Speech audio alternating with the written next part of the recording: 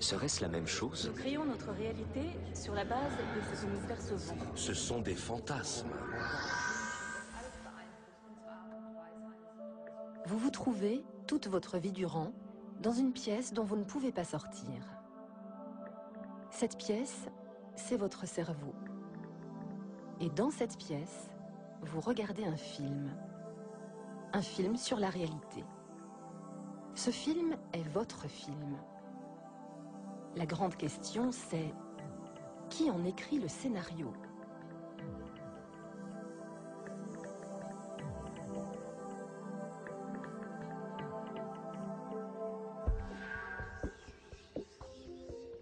Qu'est-ce que la réalité?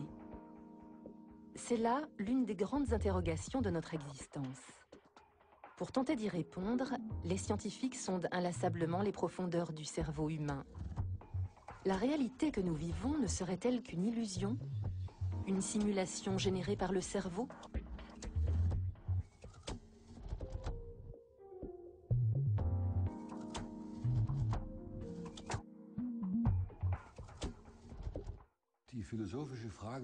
Je ne peux pas vous dire ce qu'est la réalité d'un point de vue philosophique. La réalité, c'est ce que nous percevons en ce moment et qui fait l'unanimité parmi la plupart des gens. Le monde n'est pas tel que nous croyons le voir.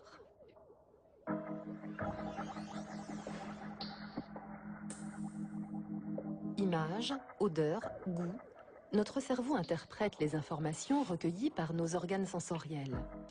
C'est la base de notre perception du monde. Le cerveau façonne également nos sentiments. Même la conscience du moi est un processus neurologique.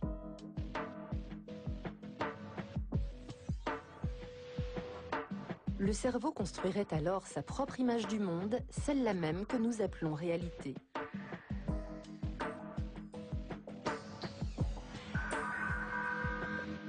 Le professeur Wolf Singer de l'Institut Max Planck est connu pour ses thèses provocantes. Selon lui, même notre libre arbitre n'est qu'une illusion, tout comme la représentation collective de la réalité.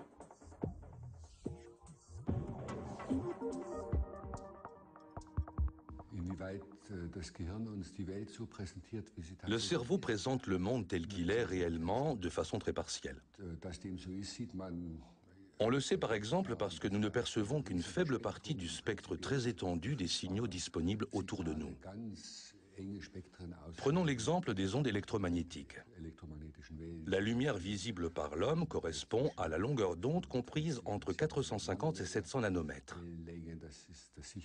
Nous captons également les longueurs d'onde voisines que nous percevons sous forme de chaleur. Mais pour le reste, nous sommes comme aveugles. Nous ne percevons pas l'intégralité du spectre.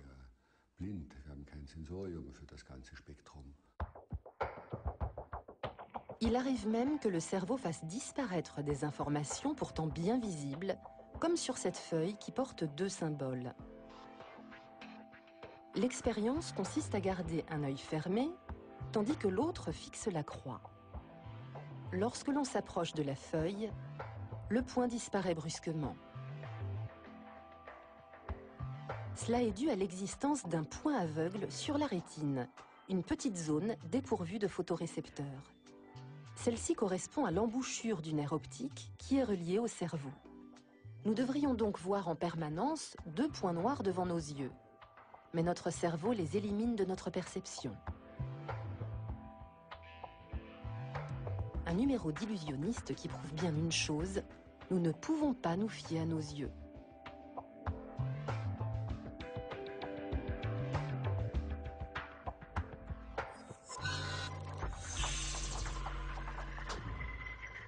Cet appareil à résonance magnétique nucléaire va nous aider à comprendre les mystifications du cerveau. Prenons le phénomène des mouvements illusoires. Le système visuel est programmé pour accepter la permanence de l'objet. Autrement dit, lorsqu'il perçoit un objet en un lieu A, et que le même objet est présenté en un lieu B, le système visuel invente un mouvement entre A et B dès lors que le changement est suffisamment rapide. Il part en effet du principe qu'il s'agit là du même objet et non de deux objets différents qui apparaîtraient l'un après l'autre.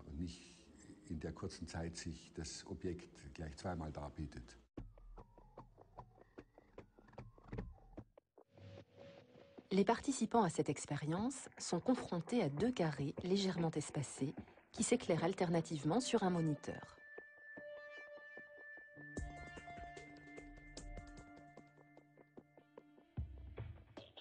Pendant ce temps, les chercheurs observent les régions actives de leur cerveau.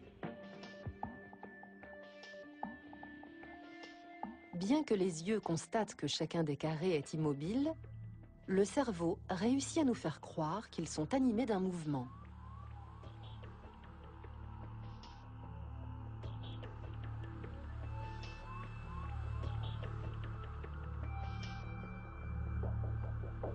Certaines zones du cerveau activées au cours de l'expérience n'ont rien à voir avec la perception visuelle.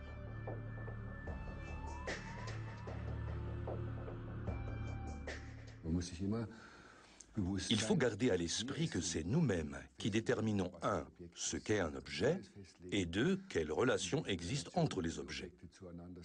C'est un processus créatif visant à construire le réel. Beaucoup de ces mécanismes ne sont pas conscients. Nous croyons tout simplement percevoir ce qui est. Il faut réaliser ce genre d'expérience pour constater qu'en fait, nous interprétons la réalité.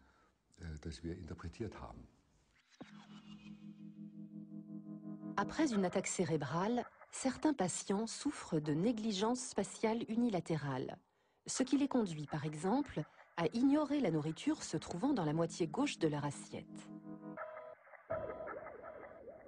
Leurs yeux ont beau fonctionner parfaitement, ils ne perçoivent plus que la partie droite de leur champ de vision.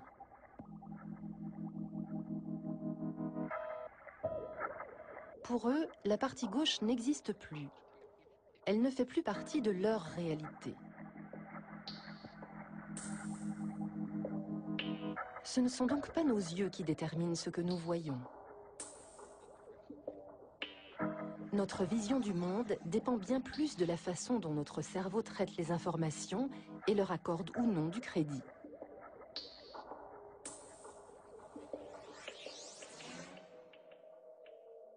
Nous ne saurons donc jamais à quoi ressemble réellement notre environnement. Le seul monde que nous connaissons est celui que notre cerveau invente pour nous en permanence. Mais qu'en est-il de notre propre corps ? La perception que nous en avons est certainement conforme à ce qu'il est réellement. Pas si sûr.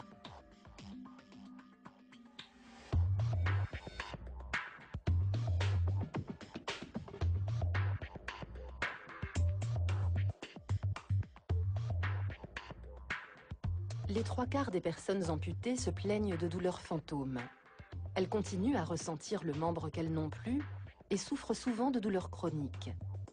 Beaucoup de ces patients ont besoin de puissants analgésiques.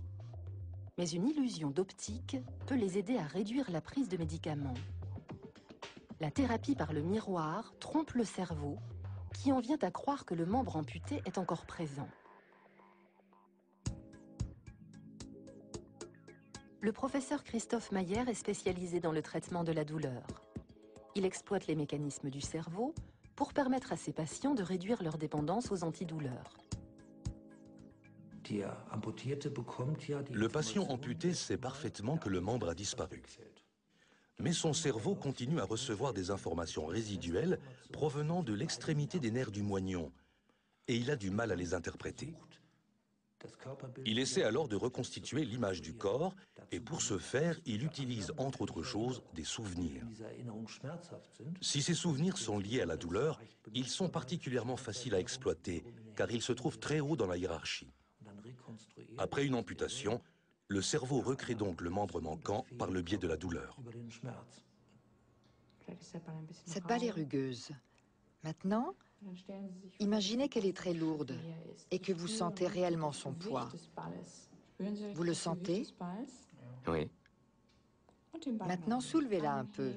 Le bras sain se reflète dans le miroir. Cette image réveille dans le cerveau le souvenir du bras amputé. Peu à peu, les signaux douloureux cessent de circuler. On la baisse et on la lève. Il faut arriver à y croire. Il faut déployer beaucoup d'efforts pour réussir à sentir ce bras manquant et à le voir. Bien sûr, je le vois dans le miroir. Je distingue le moindre poil de mon bras. Mais ce côté visuel ne suffit pas. Il faut vraiment que je parvienne en même temps à me le représenter dans ma tête. Le cerveau peut même incorporer un simple objet dans sa perception du corps. Faisons l'expérience avec cette main en caoutchouc. Le sujet ne peut pas voir son propre bras qui est caché. Un stimulus est appliqué sur les deux mains en même temps. Le système visuel prend le dessus sur les sensations réelles et trompe ainsi la perception du sujet. Il sait parfaitement qu'il ne s'agit pas de son bras. Très vite pourtant, il a l'impression que la main qui se trouve devant lui fait partie de son corps. La perception de notre propre corps est donc déconnectée du corps lui-même. Dans une telle expérience, comment se fait-il que le sujet ait l'impression qu'un coup de marteau donné sur un morceau de caoutchouc est en fait asséné sur sa propre main? C'est le principe même de l'illusion. Nous l'utilisons par exemple dans le cadre de la thérapie par le miroir, afin que les patients souffrant de douleurs fantômes aient à nouveau l'impression, grâce à cette illusion d'optique, qu'ils ont deux mains et deux pieds. Lorsque le patient voit qu'il fait bouger une fausse main, le même phénomène se produit. Pour lui, la distinction entre sa propre main et cette main acquise se brouille, parce que c'est une image du corps. Et si l'illusion est suffisamment crédible, il devient très difficile d'y échapper. Pour autant, le sujet sait parfaitement que ce n'est pas vraiment lui qui provoque les mouvements, que ce soit dans la thérapie par le miroir ou dans d'autres expériences.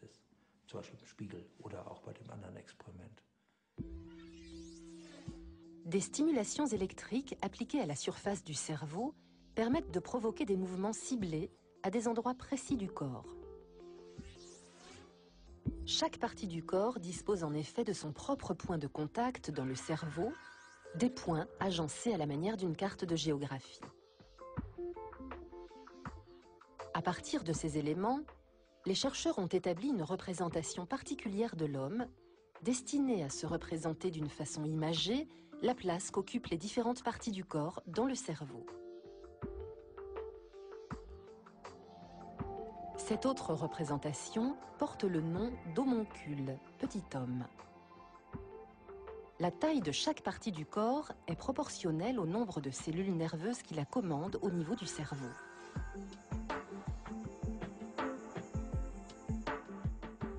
L'image de notre corps est ancrée dans notre cerveau dès la naissance. Ainsi, les enfants qui ne naissent qu'avec un bras peuvent tout de même s'aider de leur bras fantôme pour le calcul mental.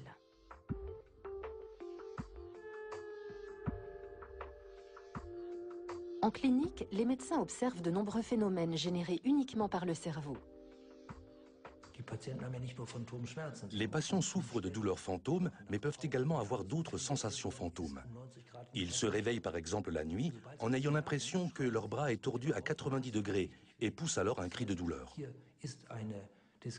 Il y a là un problème de perception, puisqu'ils savent bien que le coude ne peut se plier que dans un sens.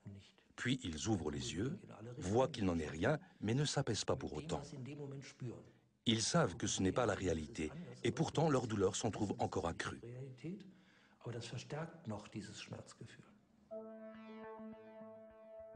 Nous pouvons améliorer notre perception du corps par des exercices ciblés.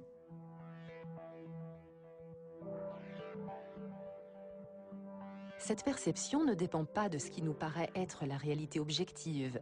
Elle dépend de la façon dont le cerveau appréhende le corps. Et au besoin, cela peut permettre aux médecins de manipuler notre image du corps.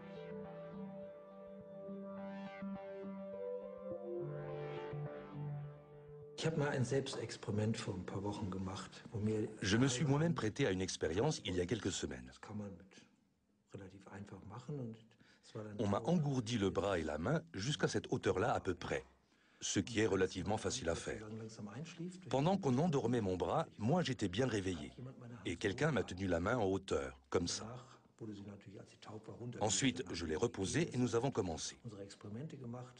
Pour les besoins de l'expérience, ma main est restée placée sous le couvercle de l'électroencéphalographe. Et pendant tout ce temps, j'étais persuadé que ma main se trouvait encore en l'air. Quand j'ouvrais les yeux, je voyais bien qu'elle était sous l'appareil. Mais il suffisait que je ferme les yeux pour que s'impose à moi cette image tout à fait nette et saisissante de mon bras levé. Mon souvenir était donc plus fort, même si je savais que ma main était posée. Et d'ailleurs, dès que j'ouvrais les yeux, l'illusion disparaissait.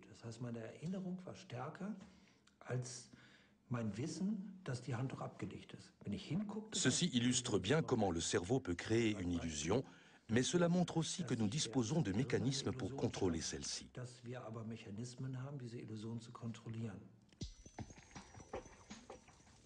Si le cerveau nous manipule, nous pouvons donc aussi l'induire en erreur. Le paradoxe semble total. D'ailleurs, cette possibilité n'est pas seulement exploitée pour le traitement de la douleur.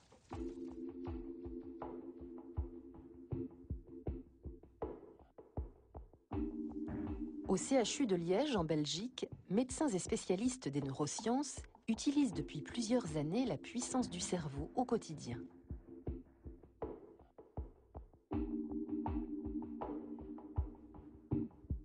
Ensemble. Et vous avez marché? Oui, Est-ce qu'il faisait beau à ce moment-là? Un jour de pluie et 2 jours de soleil. Vous faites une promenade. Qu'est-ce qui est important pour vous? Ce que vous regardez, ce que vous entendez ou ce que vous observez? Vous avez profité de la vie de Paris et de... Pas nocturne, parce Non? qu'on était trop fatigués de marcher. Les patients qui refusent l'anesthésie générale ne reçoivent qu'une petite injection. Puis, avec l'aide de l'anesthésiste, ils sont plongés dans une transe hypnotique appelée hypnosédation.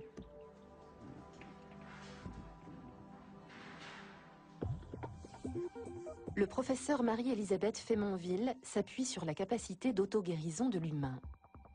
Elle étudie depuis longtemps les processus à l'œuvre dans le cerveau pendant l'hypnose.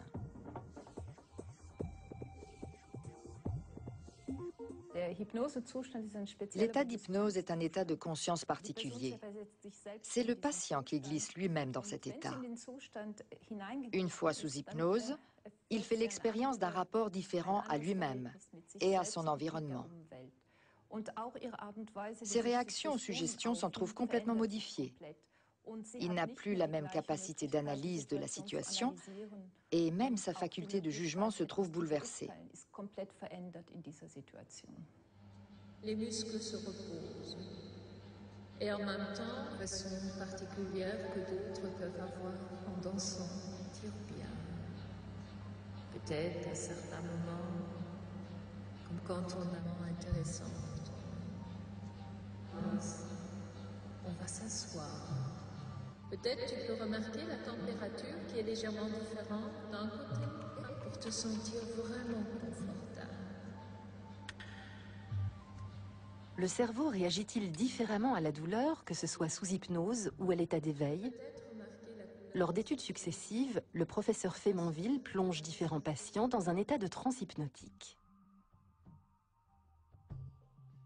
Un rayon laser braqué sur le dos de la main crée divers stimuli douloureux. Le participant en évalue l'intensité à l'aide d'un clavier.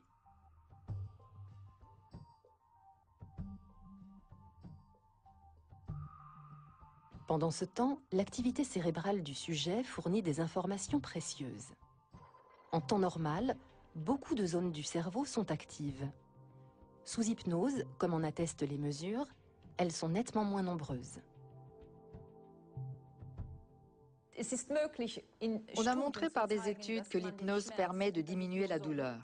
Mais on a également mené des expériences contradictoires. On pose par exemple une pièce de monnaie sur l'avant-bras d'une personne en lui disant que cette pièce est chaude. En réalité, elle ne l'est pas. Mais l'ensemble des circuits de la douleur sont immédiatement activés. Nous avons donc dans le cerveau la possibilité d'atténuer la douleur, mais aussi de l'exacerber. Ainsi, la douleur est un phénomène très complexe.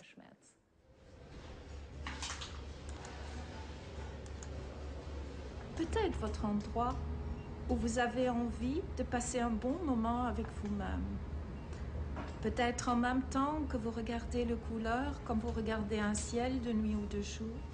Peut-être pouvez-vous retrouver... Au cours des 15 dernières années, Marie-Elisabeth Fémonville et ses collègues ont évité une anesthésie générale à plus de 6000 patients. À la place, le patient entre dans un état de transe où il ne perçoit rien de son environnement. Aujourd'hui, il s'agit d'une ablation de la glande thyroïde. Découvrir les détails des choses qui vous amusent vraiment. Les interventions réalisées ainsi entraînent moins de complications, ce qui réduit les frais de traitement. Les inflammations post-opératoires sont aussi moins fréquentes et les patients se remettent plus rapidement. Peuvent vous donner l'occasion d'apprécier pleinement. En outre, il reste conscient. Et vous utilisez cela. Après 90 minutes d'opération, la patiente peut déjà répondre aux questions. Vous sentez qu'il fait quand même frais ici, hein? Vous trouvez pas? Non, j'ai soif. Encore toujours? J'ai soif. Soif, ouais. Si, parfois quelques petites douleurs, mais... Alors j'ai froncé les sourcils et ils m'ont remis un anesthésiant. Ça s'est bien passé. Ah, il y a encore un poussage, excusez-moi.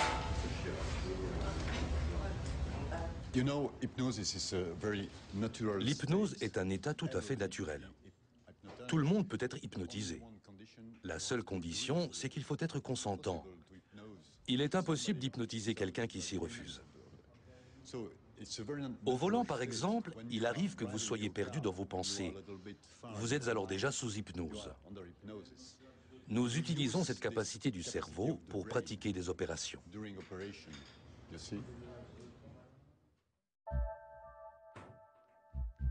Mais comment le cerveau atteint-il cette concentration sélective? Et pourquoi désactive-t-il alors sa faculté de jugement critique? Cela demeure un mystère. Nous connaissons tous le phénomène des rêveries éveillées.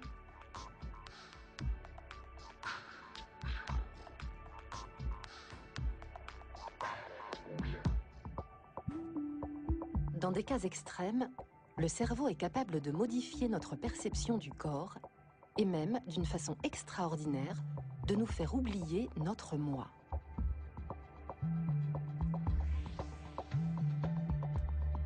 Ceci nous permet d'explorer des mondes inaccessibles à l'état éveillé.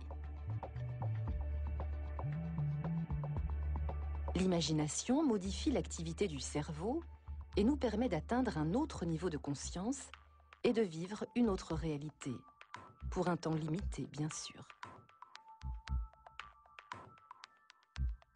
Dès lors, puisque notre perception n'est déterminée que par notre cerveau, ne serait-il pas envisageable d'aller jusqu'à quitter notre corps physique ?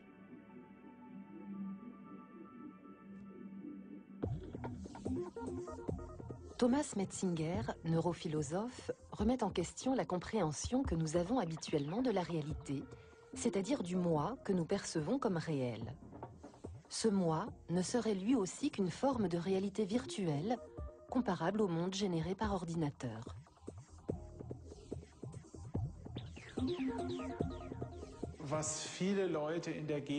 Les gens commencent à comprendre lentement que la conscience phénoménale, c'est-à-dire les expériences subjectives que nous faisons, s'apparente à une forme de réalité virtuelle.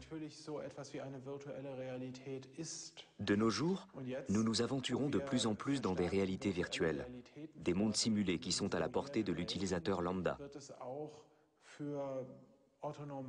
Ce qui se dégage des recherches menées actuellement sur le cerveau, c'est que le contenu de ce que nous vivons consciemment peut être assimilé au contenu d'une simulation.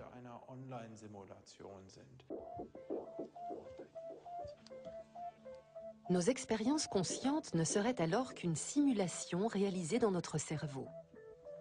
Ici, une caméra filme le sujet de l'expérience de dos. Sa propre image lui est retransmise directement sur lunettes vidéo. L'unité spatiale du corps et du moi semble se désagréger.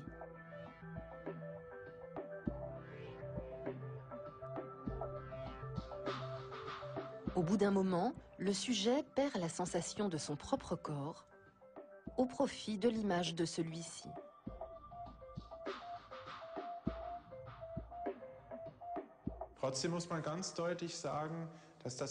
Il faut tout de même préciser une chose. Ce que nous avons obtenu, c'est la possibilité d'envisager le moi hors des limites du corps physique.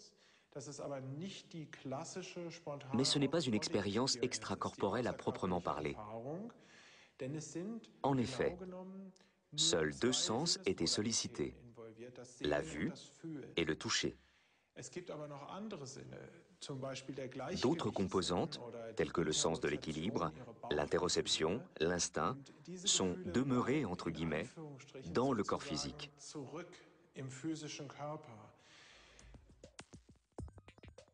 Des scientifiques de l'Institut Max Planck de cybernétique ont établi qu'un comportement actif accroît la capacité de percevoir comme réel un monde virtuel. Le cerveau humain semble pouvoir s'adapter à l'infini à des mondes différents. Et les neurosciences s'intéressent beaucoup à l'effet produit par ces réalités virtuelles.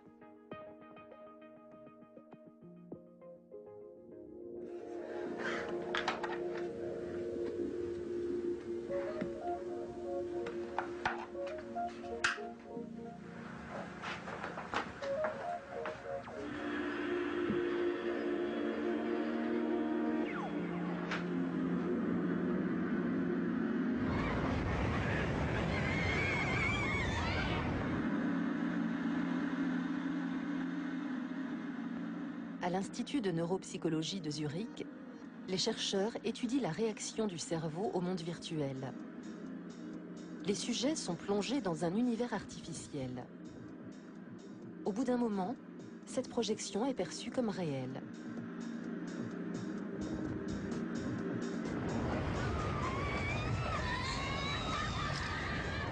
Ils savent pourtant que ce n'est qu'une expérience virtuelle.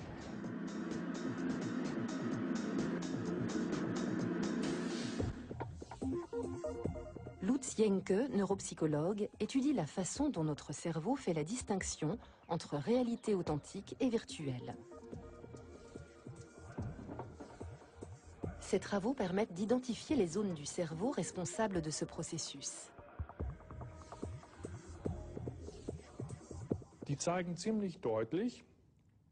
Les résultats montrent clairement qu'une zone bien spécifique du cerveau agit comme une instance supérieure qui contrôle tout. C'est une partie du lobe frontal qu'on appelle cortex prémoteur dorsal. Il se trouve à peu près ici, au niveau de mes mains. Cette structure constitue un système de régulation. Elle hiérarchise du haut vers le bas les informations qu'elle a recueillies et qui circulent du bas vers le haut. En l'occurrence, les sensations et les sentiments ressentis automatiquement et inconsciemment. Ainsi, si vous ressentez une sensation plaisante, elle va se développer du bas vers le haut et parvenir au cerveau. Si elle n'est pas contrôlée par le haut, elle pourra s'épanouir tout à fait librement. On a montré clairement que les perceptions de présence dans un espace donné, en utilisant par exemple un simulateur de montagne russe, sont contrôlées par le cortex dorsal.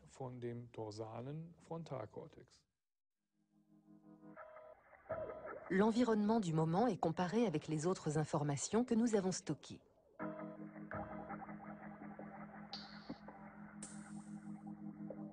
Si le monde virtuel auquel nous sommes confrontés concorde avec notre expérience, notre cerveau accepte celui-ci, pour ainsi dire, comme la réalité.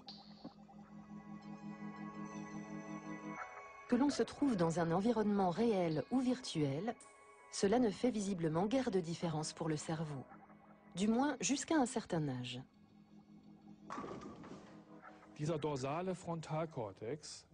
Ce cortex dorsal arrive très tard à maturité d'un point de vue anatomique.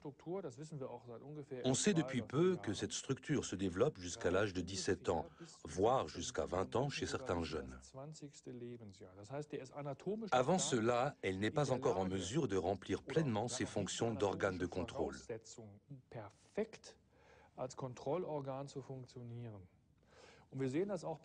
On le voit d'ailleurs chez les enfants.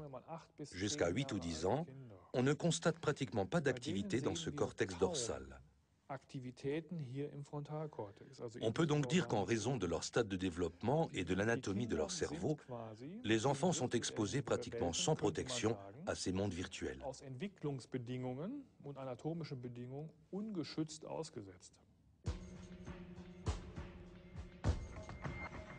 Ainsi, les enfants livrés aux manipulations provenant d'univers virtuels tels que la télévision, Internet ou les jeux vidéo subissent un danger pour leur développement psycho-affectif.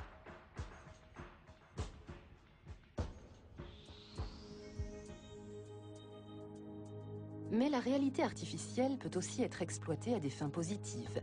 Par exemple, pour traiter la phobie de l'avion. Comment s'est manifestée cette panique lors de votre premier vol? Par des palpitations? Expliquez-moi. J'avais peur que l'avion s'écrase ou qu'il traverse une zone de forte turbulence comme je l'ai déjà vécu. À ce moment-là, je me suis sentie prisonnière, à la merci des événements. À l'Institut universitaire de psychothérapie de Würzburg, le psychologue Andreas Mühlberger prépare sa patiente à un traitement peu ordinaire. La peur n'en finit pas de grandir et ne disparaît pas. La réalité virtuelle est ici au service de la neuropsychothérapie. Mesdames, Messieurs, nous vous demandons quelques minutes d'attention pendant la présentation des procédures de sécurité.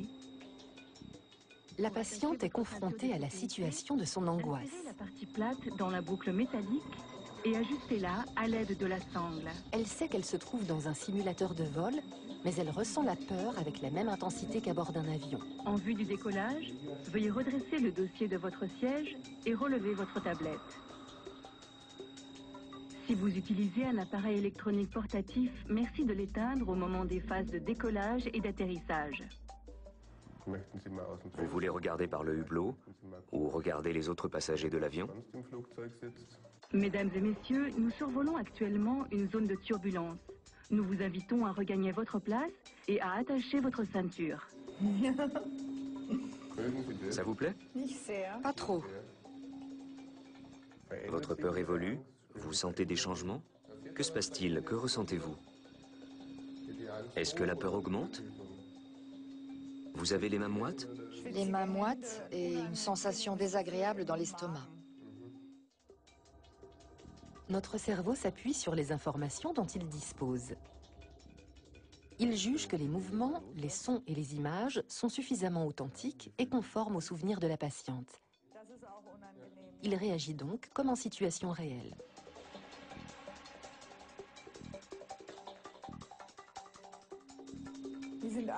Tout est très désagréable. Mesdames et messieurs, nous amorçons notre descente.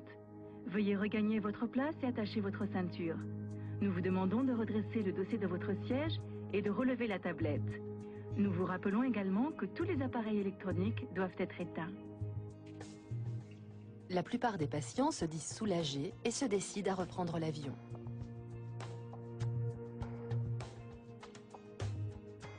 La peur des araignées, le vertige et la claustrophobie sont également traités avec succès de cette façon. Les réactions du cerveau au monde virtuel peuvent ainsi être utilisées à des fins thérapeutiques.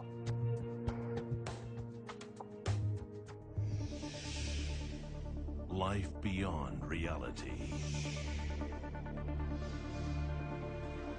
Where imagination knows no bounds. Les réalités virtuelles, comme celle de Second Life, s'aventurent toutefois dans une dimension supplémentaire, puisque le moi émotionnel devient lui aussi virtuel. Je m'appelle Thomas Mayer, je suis zurichois et j'ai 28 ans. Dans les études conduites par l'Institut de neuropsychologie de Zurich, les sujets en interaction avec des êtres virtuels présentent les mêmes réactions corporelles que face à des personnes en chair et en os. Lorsque les auditeurs virtuels semblent s'ennuyer, les orateurs sont soudain pris de doute. Ils se mettent à transpirer et leur pouls s'accélère.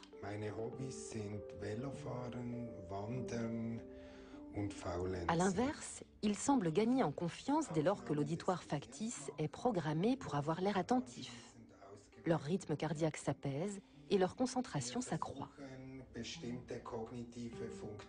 Là encore, les participants savent très bien qu'ils se trouvent face à des entités virtuelles créées par ordinateur. Mais la réaction subconsciente semble l'emporter sur ces données conscientes.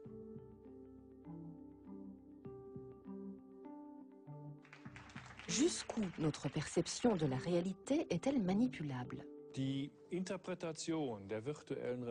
L'interprétation de la réalité virtuelle, tout comme celle de la réalité empirique, est un mécanisme faisant intervenir un ensemble de processus psychologiques qui se produisent pour ainsi dire automatiquement.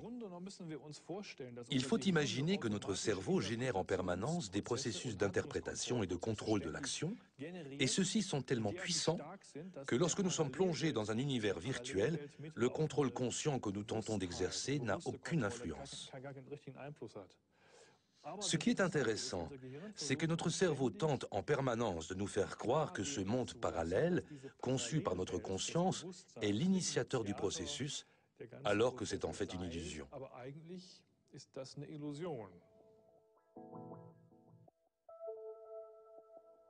À partir de toutes nos expériences liées à notre corps et à notre environnement, le cerveau fabrique un moi, un être conscient. Ce que nous appelons moi, c'est le centre de notre perception. Toutefois, ce moi ne semble pas être un phénomène permanent, mais plutôt un processus en cours. Notre réalité personnelle ne serait donc qu'un état de conscience malléable à volonté.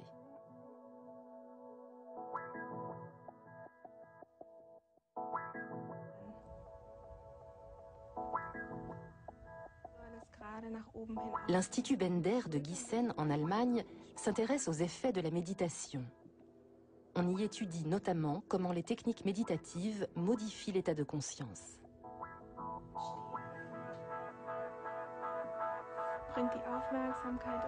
Les recherches menées récemment confirment que la méditation peut provoquer de nettes modifications structurelles dans le cerveau.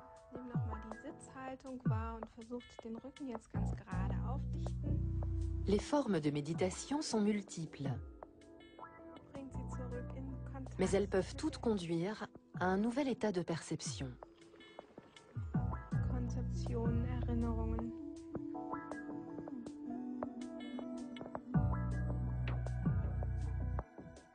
Le psychologue Ulrich Ott y voit une occasion de cerner les limites de notre propre conception de la réalité.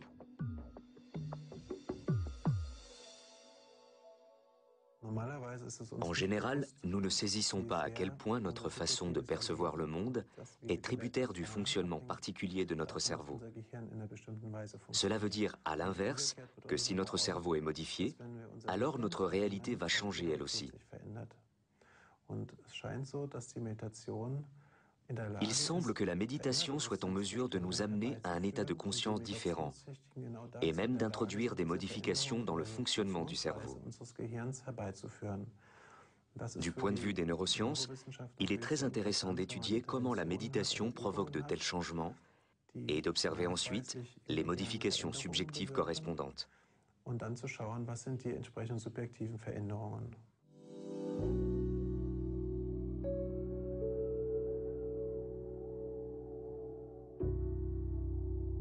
Ulrich Ott explore ce phénomène avec des volontaires pratiquant la méditation depuis longtemps. Que se passe-t-il dans leur cerveau?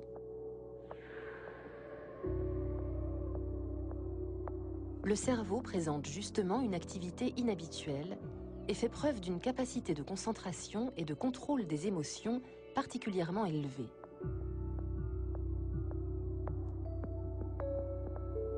Pendant la méditation, on enregistre dans de vastes zones du cerveau des fréquences élevées qui, en temps normal, n'apparaissent que fugitivement et de façon très localisée. Les cellules nerveuses semblent communiquer dans l'ensemble du cerveau. Ce dernier cesse de sélectionner et de privilégier certains aspects limités de la réalité. Dans cet état particulier, le cerveau traiterait toutes les informations à égalité.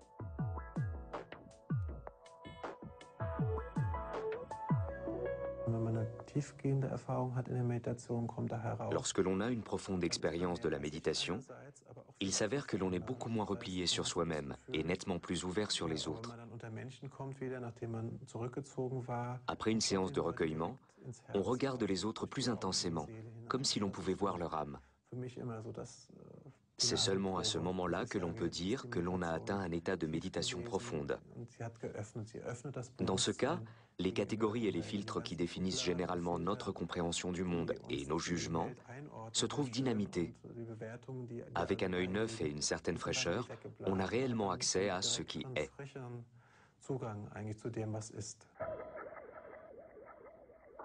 Le monde semble dépourvu de contours précis. Le cerveau réinvente sans cesse à partir de ce monde une réalité tangible pour nous.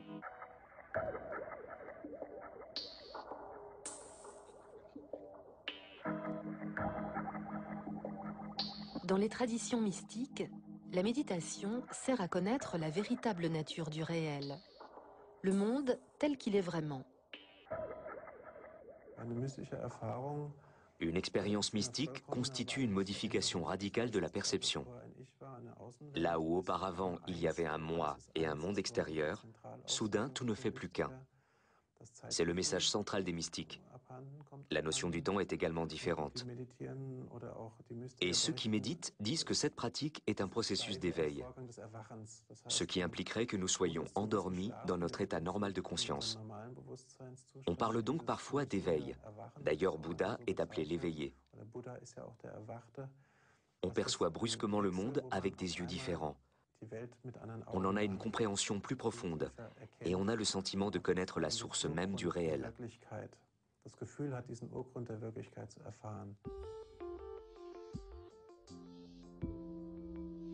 Nous croyons que le monde se résume à ce que nous voyons.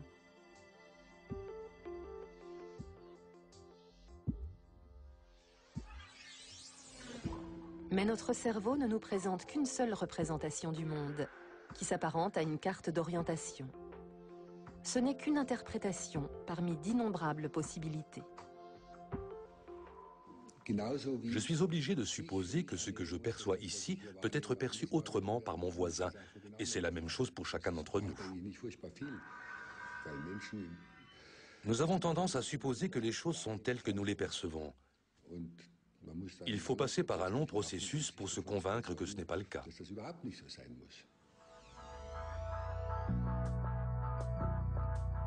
À l'avenir, monde réel et univers artificiel se confondront de plus en plus. Courons-nous le danger de nous perdre dans le virtuel ?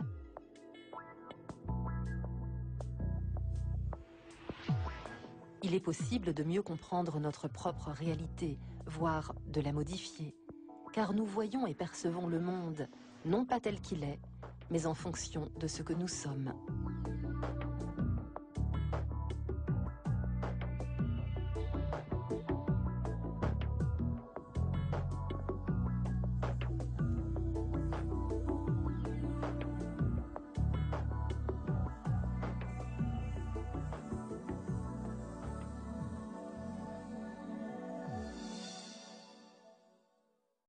Votre soirée sur Arte. Et voici d'Anthrax, les étranges chimères. Au virtuel, cela ne fait visiblement guère de différence pour le cerveau. Du moins jusqu'à un certain âge.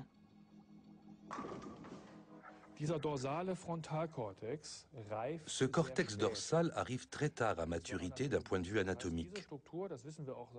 On sait depuis peu que cette structure se développe jusqu'à l'âge de 17 ans, voire jusqu'à 20 ans chez certains jeunes. Avant cela, elle n'est pas encore en mesure de remplir pleinement ses fonctions d'organe de contrôle.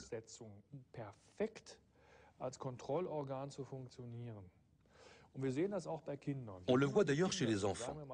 Jusqu'à 8 ou 10 ans, on ne constate pratiquement pas d'activité dans ce cortex dorsal. On peut donc dire qu'en raison de leur stade de développement et de l'anatomie de leur cerveau, les enfants sont exposés pratiquement sans protection à ces mondes virtuels.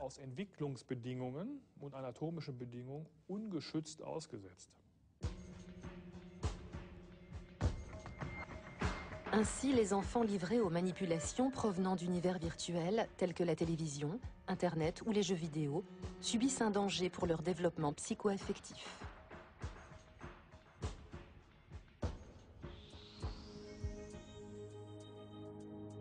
Mais la réalité artificielle peut aussi être exploitée à des fins positives. Par exemple, pour traiter la phobie de l'avion. Comment s'est manifestée cette panique lors de votre premier vol? Par des palpitations? Expliquez-moi. J'avais peur que l'avion s'écrase ou qu'il traverse une zone de forte turbulence comme je l'ai déjà vécu. À ce moment-là, je me suis sentie prisonnière, à la merci des événements. À l'Institut universitaire de psychothérapie de Würzburg, le psychologue Andreas Mühlberger prépare sa patiente à un traitement peu ordinaire. La peur n'en finit pas de grandir et ne disparaît pas.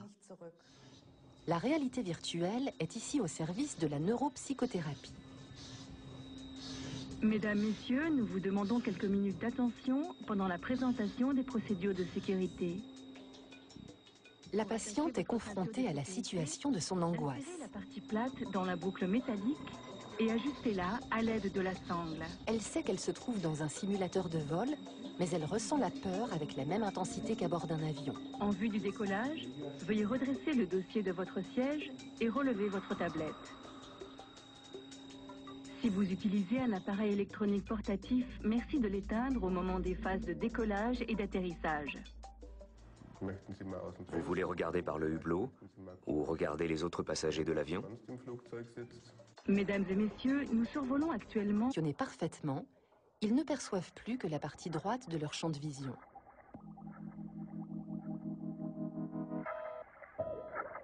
Pour eux, la partie gauche n'existe plus. Elle ne fait plus partie de leur réalité. Ce ne sont donc pas nos yeux qui déterminent ce que nous voyons. Notre vision du monde dépend bien plus de la façon dont notre cerveau traite les informations et leur accorde ou non du crédit.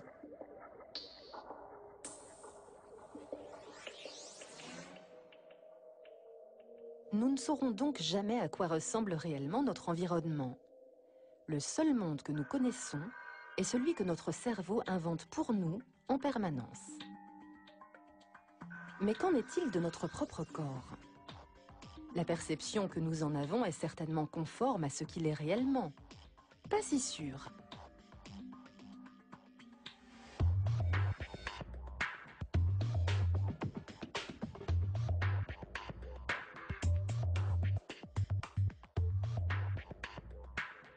Les 3/4 des personnes amputées se plaignent de douleurs fantômes. Elles continuent à ressentir le membre qu'elles n'ont plus et souffrent souvent de douleurs chroniques. Beaucoup de ces patients ont besoin de puissants analgésiques. Mais une illusion d'optique peut les aider à réduire la prise de médicaments. La thérapie par le miroir trompe le cerveau, qui en vient à croire que le membre amputé est encore présent. Le professeur Christophe Mayer est spécialisé dans le traitement de la douleur. Il exploite les mécanismes du cerveau pour permettre à ses patients de réduire leur dépendance aux antidouleurs. Le patient amputé sait parfaitement que le membre a disparu. Mais son cerveau continue à recevoir des informations résiduelles provenant de l'extrémité des nerfs du moignon, et il a du mal à les interpréter. Il essaie alors de reconstituer l'image du corps, et pour ce faire, il utilise, entre autres choses, des souvenirs. Si ces souvenirs sont liés à la douleur, ils sont particulièrement faciles à exploiter, car ils se trouvent très haut dans la hiérarchie. Après une amputation, le cerveau recrée donc le membre manquant par le biais de la douleur. Cette balle est rugueuse. Maintenant, imaginez qu'elle est très lourde et que vous sentez réellement son poids. Vous le sentez? Oui. Maintenant, soulevez-la un peu. Le bras sain se reflète dans le miroir. Cette image réveille dans le cerveau le souvenir du bras amputé. Peu à peu, les signaux douloureux cessent de circuler. On la baisse et on la lève. Poids. Vous le sentez? Oui. Maintenant, soulevez-la un peu. Le bras sain se reflète dans le miroir. Cette image réveille dans le cerveau le souvenir du bras amputé. Peu à peu, les signaux douloureux cessent de circuler. On la baisse et on la lève. Il faut arriver à y croire. Il faut déployer beaucoup d'efforts pour réussir à sentir ce bras manquant et à le voir. Bien sûr, je le vois dans le miroir. Je distingue le moindre poil de mon bras. Mais ce côté visuel ne suffit pas. Il faut vraiment que je parvienne en même temps à me le représenter dans ma tête. Le cerveau peut même incorporer un simple objet dans sa perception du corps. Faisons l'expérience avec cette main en caoutchouc. Le sujet ne peut pas voir son propre bras qui est caché. Un stimulus est appliqué sur les deux mains en même temps. Le système visuel prend le dessus sur les sensations réelles et trompe ainsi la perception du sujet. Il sait parfaitement qu'il ne s'agit pas de son bras. Très vite pourtant, il a l'impression que la main qui se trouve devant lui fait partie de son corps. La perception de notre propre corps est donc déconnectée du corps lui-même. Dans une telle expérience, comment se fait-il que le sujet ait l'impression qu'un coup de marteau donné sur un morceau de caoutchouc est en fait asséné sur sa propre main? C'est le principe même de l'illusion. Nous l'utilisons par exemple dans le cadre de la thérapie par le miroir, afin que les patients souffrant de douleurs fantômes aient à nouveau l'impression, grâce à cette illusion d'optique, qu'ils ont deux mains et deux pieds. Lorsque le patient voit qu'il fait bouger une fausse main, le même phénomène se produit. Pour lui, la distinction entre sa propre main et cette main acquise se brouille, parce que c'est une image du corps. Et si l'illusion est suffisamment crédible, il devient très difficile d'y échapper. Pour autant, le sujet sait parfaitement que ce n'est pas vraiment lui qui provoque les mouvements, que ce soit dans la thérapie par le miroir ou dans d'autres expériences.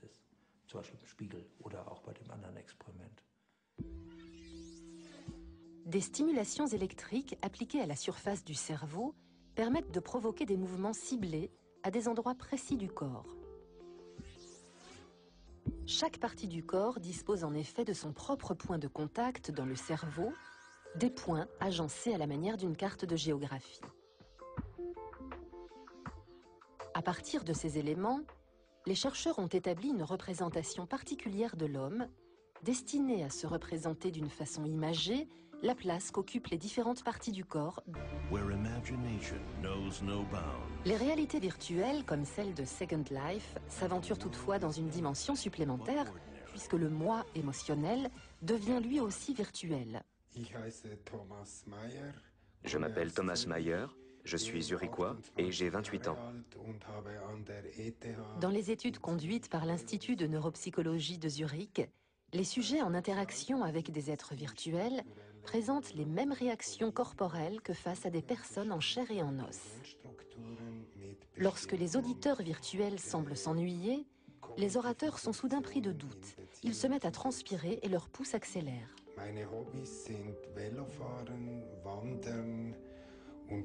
À l'inverse, ils semblent gagner en confiance dès lors que l'auditoire factice est programmé pour avoir l'air attentif. Leur rythme cardiaque s'apaise et leur concentration s'accroît. Là encore, les participants savent très bien qu'ils se trouvent face à des entités virtuelles créées par ordinateur. Mais la réaction subconsciente semble l'emporter sur ces données conscientes.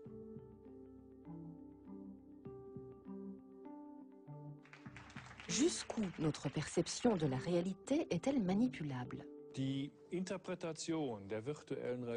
L'interprétation de la réalité virtuelle, tout comme celle de la réalité empirique, est un mécanisme faisant intervenir un ensemble de processus psychologiques qui se produisent pour ainsi dire automatiquement. Il faut imaginer que notre cerveau génère en permanence des processus d'interprétation et de contrôle de l'action, et ceux-ci sont tellement puissants que lorsque nous sommes plongés dans un univers virtuel, le contrôle conscient que nous tentons d'exercer n'a aucune influence. Ce qui est intéressant, c'est que notre cerveau tente en permanence de nous faire croire que ce monde parallèle, conçu par notre conscience, est l'initiateur du processus, alors que c'est en fait une illusion.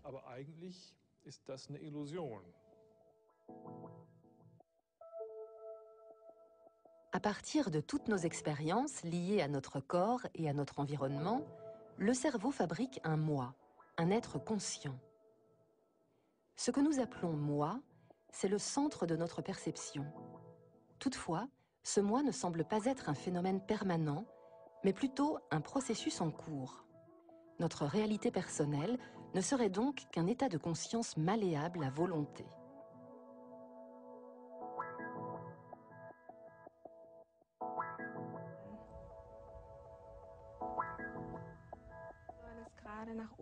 L'Institut Bender de Gießen en Allemagne s'intéresse aux effets de la méditation.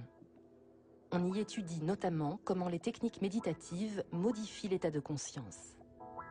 La patiente est confrontée à la situation de son angoisse. Insérez la partie plate dans la boucle métallique et ajustez-la à l'aide de la sangle. Elle sait qu'elle se trouve dans un simulateur de vol, mais elle ressent la peur avec la même intensité qu'à bord d'un avion. En vue du décollage, veuillez redresser le dossier de votre siège et relever votre tablette. Si vous utilisez un appareil électronique portatif, merci de l'éteindre au moment des phases de décollage et d'atterrissage. Vous voulez regarder par le hublot ou regarder les autres passagers de l'avion? Mesdames et messieurs, nous survolons actuellement une zone de turbulence. Nous vous invitons à regagner votre place et à attacher votre ceinture. Ça vous plaît? Pas trop. Votre peur évolue? Vous sentez des changements? Que se passe-t-il? Que ressentez-vous? Est-ce que la peur augmente? Vous avez les mains moites? Les mains moites et une sensation désagréable dans l'estomac. Notre cerveau s'appuie sur les informations dont il dispose. Il juge que les mouvements, les sons et les images sont suffisamment authentiques et conformes aux souvenirs de la patiente. Il réagit donc comme en situation réelle.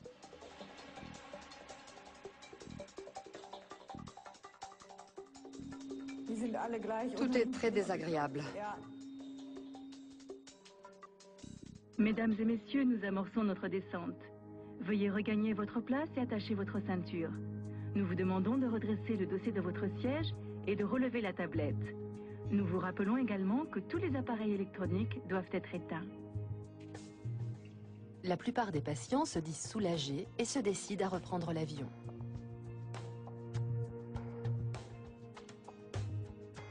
La peur des araignées, le vertige et la claustrophobie sont également traités avec succès de cette façon. Les réactions du cerveau au monde virtuel peuvent ainsi être utilisées à des fins thérapeutiques.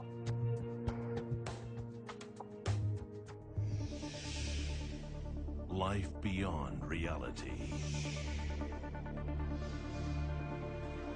Where imagination knows no bounds. Les réalités virtuelles, comme celle de Second Life, s'aventurent toutefois dans une dimension supplémentaire, puisque le moi émotionnel devient lui aussi virtuel. Je m'appelle Thomas Mayer, je suis zurichois et j'ai 28 ans. Dans les études conduites par l'Institut de neuropsychologie de Zurich, les sujets en interaction avec des êtres virtuels présentent les mêmes réactions corporelles que face à des personnes en chair et en os. Lorsque les auditeurs virtuels semblent s'ennuyer, les orateurs sont soudain pris de doute. Ils se mettent à transpirer et leur pouls s'accélère. Ils sont également traités avec succès de cette façon. Les réactions du cerveau au monde virtuel peuvent ainsi être utilisées à des fins thérapeutiques.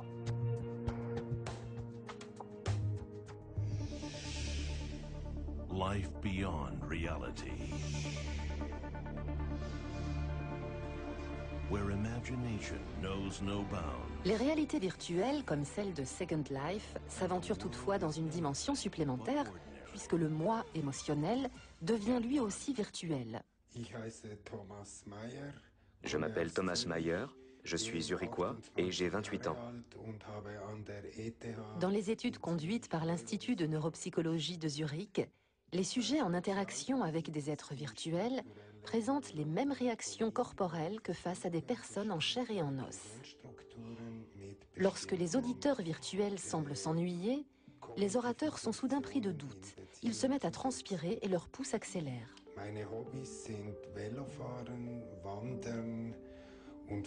À l'inverse, ils semblent gagner en confiance dès lors que l'auditoire factice est programmé pour avoir l'air attentif. Leur rythme cardiaque s'apaise et leur concentration s'accroît. Là encore, les participants savent très bien qu'ils se trouvent face à des entités virtuelles créées par ordinateur. Mais la réaction subconsciente semble l'emporter sur ces données conscientes.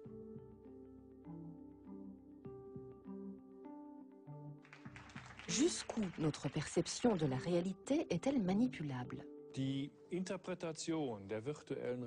L'interprétation de la réalité virtuelle, tout comme celle de la réalité empirique, est un mécanisme faisant intervenir un ensemble de processus psychologiques qui se produisent pour ainsi dire automatiquement. Il faut imaginer que notre cerveau génère en permanence des processus d'interprétation et de contrôle de l'action, et ceux-ci sont tellement puissants que lorsque nous sommes plongés dans un univers virtuel, le contrôle conscient que nous tentons d'exercer n'a aucune influence.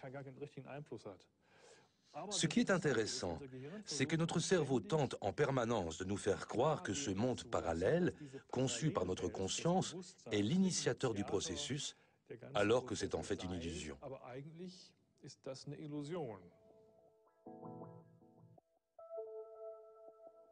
À partir de toutes nos expériences liées à notre corps et à notre environnement, le cerveau fabrique un moi, un être conscient. Ce que nous appelons moi, c'est le centre de notre perception. Toutefois, ce moi ne semble pas être un phénomène permanent, mais plutôt un processus en cours. Notre réalité personnelle ne serait donc qu'un état de conscience malléable à volonté. C'est-à-dire les expériences subjectives que nous faisons, s'apparentent à une forme de réalité virtuelle. De nos jours, nous nous aventurons de plus en plus dans des réalités virtuelles, des mondes simulés qui sont à la portée de l'utilisateur lambda. Ce qui se dégage des recherches menées actuellement sur le cerveau, c'est que le contenu de ce que nous vivons consciemment peut être assimilé au contenu d'une simulation.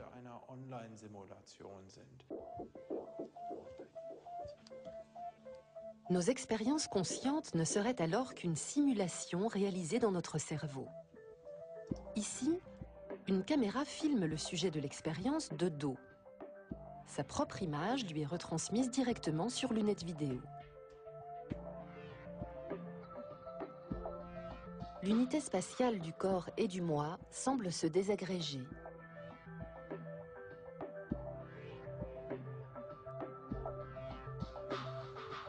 Au bout d'un moment, le sujet perd la sensation de son propre corps au profit de l'image de celui-ci.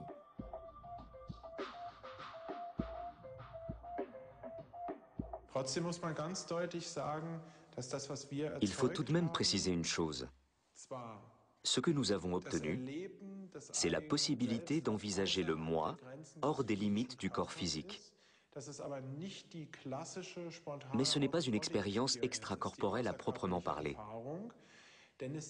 En effet, seuls deux sens étaient sollicités, la vue et le toucher. D'autres composantes, telles que le sens de l'équilibre, l'interoception, l'instinct, sont demeurées, entre guillemets, dans le corps physique.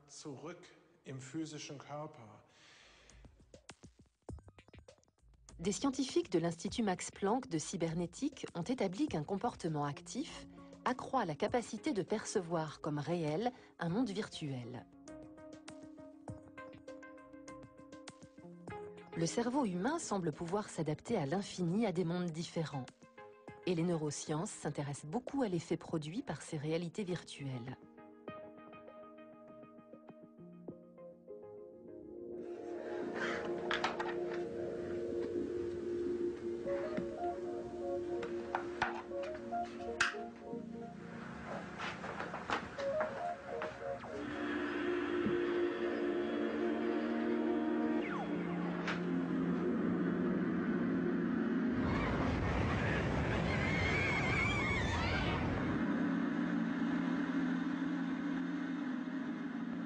À l'Institut de neuropsychologie de Zurich, les chercheurs étudient la réaction du cerveau aux ions. On y étudie notamment comment les techniques méditatives modifient l'état de conscience.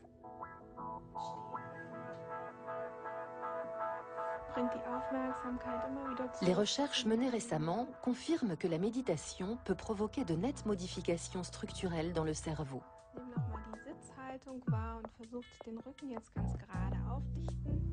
Les formes de méditation sont multiples, mais elles peuvent toutes conduire à un nouvel état de perception.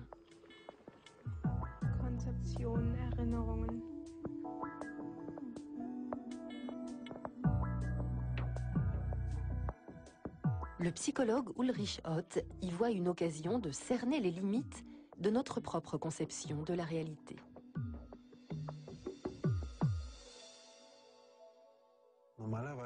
En général, nous ne saisissons pas à quel point notre façon de percevoir le monde est tributaire du fonctionnement particulier de notre cerveau.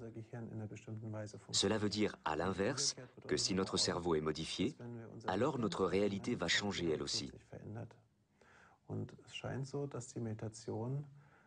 Il semble que la méditation soit en mesure de nous amener à un état de conscience différent et même d'introduire des modifications dans le fonctionnement du cerveau. Du point de vue des neurosciences, il est très intéressant d'étudier comment la méditation provoque de tels changements et d'observer ensuite les modifications subjectives correspondantes.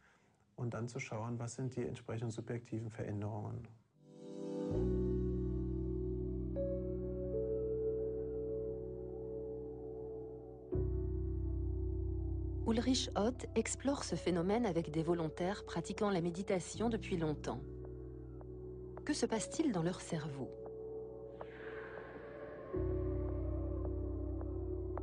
Le cerveau présente justement une activité inhabituelle et fait preuve d'une capacité de concentration et de contrôle des émotions particulièrement élevée.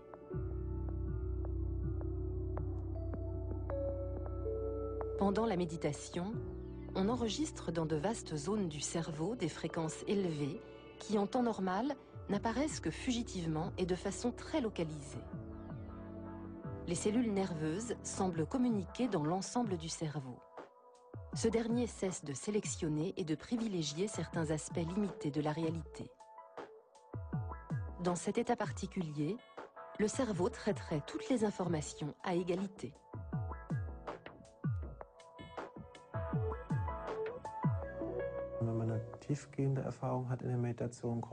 Lorsque l'on a une profonde expérience de la méditation, il s'avère que l'on est beaucoup moins replié sur soi-même et nettement plus ouvert sur les...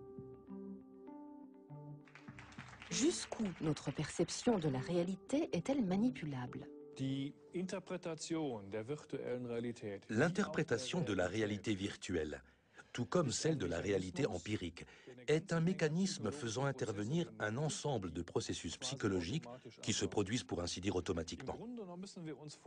Il faut imaginer que notre cerveau génère en permanence des processus d'interprétation et de contrôle de l'action, et ceux-ci sont tellement puissants que lorsque nous sommes plongés dans un univers virtuel, le contrôle conscient que nous tentons d'exercer n'a aucune influence. Ce qui est intéressant, c'est que notre cerveau tente en permanence de nous faire croire que ce monde parallèle, conçu par notre conscience, est l'initiateur du processus, alors que c'est en fait une illusion.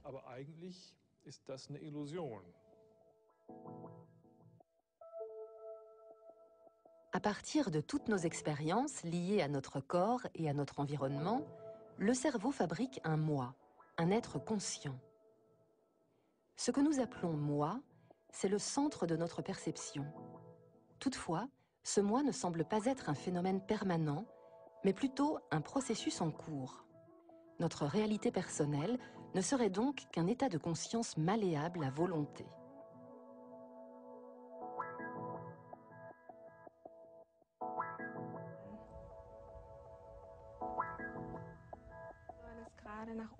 L'Institut Bender de Gießen en Allemagne s'intéresse aux effets de la méditation. On y étudie notamment comment les techniques méditatives modifient l'état de conscience.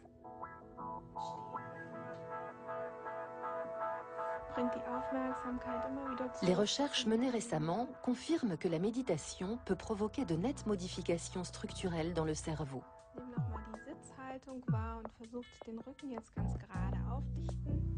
Les formes de méditation sont multiples, Mais elles peuvent toutes conduire à un nouvel état de perception. Konzeption, Erinnerungen.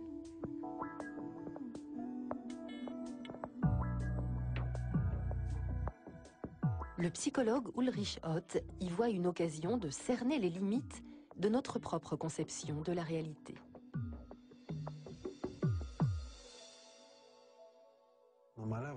En général, nous ne saisissons pas à quel point notre façon de percevoir le monde est tributaire du fonctionnement particulier de notre cerveau. Cela veut dire, à l'inverse, que si notre cerveau est modifié, alors notre réalité va changer elle aussi. Il semble que la méditation soit en mesure de nous amener à un état de conscience différent. Ensemble. Et vous avez marché? Oui, il faisait beau à ce moment-là? Un jour de pluie et 2 jours de soleil. Vous faites une promenade. Qu'est-ce qui est important pour vous? Ce que vous regardez, ce que vous entendez ou ce que vous observez? Vous avez profité de la vie de Paris et de... Pas nocturne, parce non? qu'on était trop fatigués de marcher. Les patients qui refusent l'anesthésie générale ne reçoivent qu'une petite injection. Puis, avec l'aide de l'anesthésiste, ils sont plongés dans une transe hypnotique appelée hypnosédation.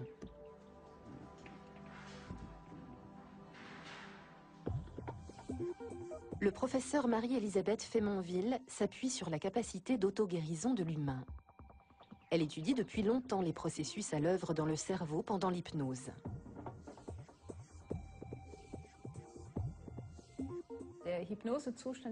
L'état d'hypnose est un état de conscience particulier. C'est le patient qui glisse lui-même dans cet état. Une fois sous hypnose, il fait l'expérience d'un rapport différent à lui-même et à son environnement. Ses réactions aux suggestions s'en trouvent complètement modifiées. Il n'a plus la même capacité d'analyse de la situation et même sa faculté de jugement se trouve bouleversée. Les muscles se reposent. Et en même temps, façon particulière que d'autres peuvent avoir en dansant, tire bien. Peut-être à certains moments, comme quand on a un moment intéressant. On va s'asseoir. Peut-être tu peux remarquer la température qui est légèrement différente d'un côté pour te sentir vraiment confortable. Le cerveau réagit-il différemment à la douleur, que ce soit sous hypnose ou à l'état d'éveil? Lors d'études successives, le professeur Fémonville plonge différents patients dans un état de transe hypnotique. Un rayon laser braqué sur le dos de la main crée divers stimuli douloureux. Le participant en évalue l'intensité à l'aide d'un clavier.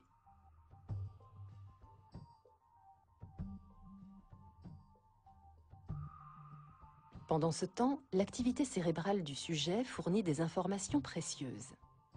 En temps normal, beaucoup de zones du cerveau sont actives. Sous hypnose, comme en attestent les mesures, elles sont nettement moins nombreuses. On a montré par des études que l'hypnose permet de diminuer la douleur. Mais on a également mené des expériences contradictoires. On pose par exemple une pièce de monnaie sur l'avant-bras d'une personne